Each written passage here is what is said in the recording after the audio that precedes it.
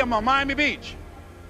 I went to a guy named Milton Butterball. I said, how you doing, Mr. Butterball? I'd like to get a job as a disc jockey. He looked at me, he said, you have any broadcast background? I said, no, sir, I don't. You have any journalism background? I said, no, sir, I don't. He said, we don't have any jobs available. I said, yes, sir.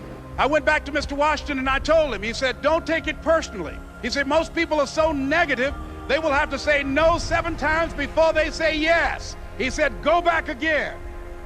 So I went back again. I said, how you doing, Mr. Butterball? My name is Les Brown. He said, I know what your name is. What do you want? I said, I'd like to know whether or not you have any jobs as a disc jockey, sir. He said, didn't I just tell you yesterday we didn't have any jobs? I said, yes, sir, but I know whether or not somebody got laid off or somebody was fired, sir. He said, no one was laid off or fired. Now get on out of here. I came back the next day like I was seeing him for the first time. I said, hello, Mr. Butterball, how are you? He looked at me with rage. He said, go get me some coffee. I said, yes, sir. And I went to get him some coffee. After a while, I would get their lunch and dinner, and I would go in the control rooms and take the disc jockeys their food, and I would not leave until they would ask me to leave. One Saturday afternoon, while I was at the radio station, a guy named Rock was drinking while he was on the air.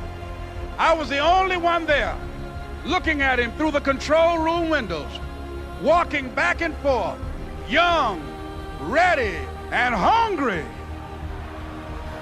Pretty soon the phone rang, and it was the general manager. And I answered the phone. I said, hello? He said, Les, this is Mr. Klein. I said, I know. He said, Rock can't finish his program. I said, I know. He said, would you call one of the other DJs in? I said, yes, sir. I hung the phone up. I said, now he must think I'm crazy.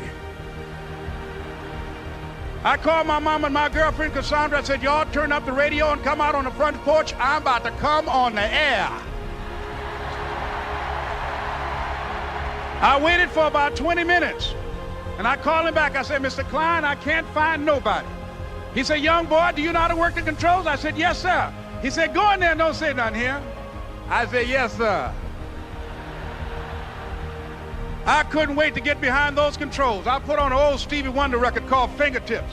I sat down behind that turntable. I said, look out, this is me, LB Triple P, Les Brown, your platter playing papa. There were none before me, and there will be none after me. Therefore, that makes me the one and only. Young and single and love to mingle, certified, bona fide, indubitably qualified to bring you satisfaction, a whole lot of action. Look out, baby, I'm your love man. I was hungry. I was hungry. You got to be hungry. Begin to know that you have greatness within you.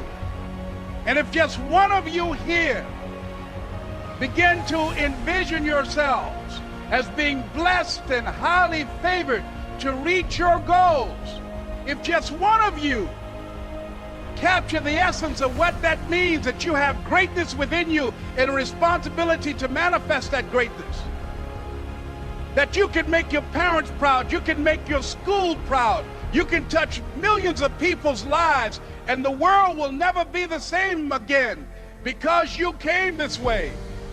It was hard, ladies and gentlemen, coming to speak to people. And I was facing financial difficulties in my own life. I was behind on my bills and my dreams, and I'm saying to them, you can live your dream. It was hard, ladies and gentlemen. It was very difficult to pick myself up each day believing that I could do it. There were times that I doubted myself. I used to ask myself, can I do this? And something said within me, you're the one. Don't give up on your dream. By continuing to push forward, by continuing to run toward my dream, that one day I would have my own talk show. It's a long shot, ladies and gentlemen, from Liberty City, an abandoned building on a floor, never knowing my mother or father. It's a long shot. Being here with you today in this dome in Atlanta, it's a long shot. No college training, labeled educable, mentally retarded, but I kept running toward my dream. Don't stop. Don't stop running toward your dream.